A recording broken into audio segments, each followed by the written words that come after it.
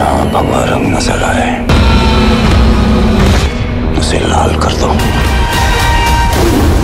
তেলেগু সিনেমায় রাশ্মিকা মান্দানা ছিলেন পাশের বাড়ির মেয়ে, তবে এবার অভিনেত্রী হাজির হতে চলেছেন একেবারেই নতুন রূপে। অ্যানিমেলের মতো হিন্দি সিনেমায় তিনি আবার ফিরেছেন একেবারে নতুন লুকে।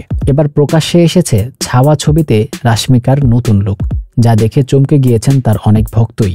গতকাল নিজের ইনস্টাগ্রামে মুক্তির অপেক্ষায় থাকা ছাওয়া সিনেমার প্রথম লুক প্রকাশ করেছেন এই অভিনেত্রী।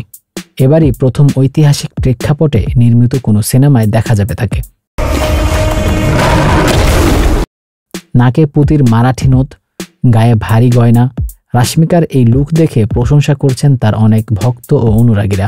এই ছবিতে তাকে ছত্রপতি শিবাজির পুত্রবধূ ও গম্ভাজি মহারাজের স্ত্রী মহারানী ইয়েসুবাইয়ের ভূমিকায় দেখা যাবে। সেই চরিত্রেই ফার্স্ট লুক প্রকাশ্যে এসেছে।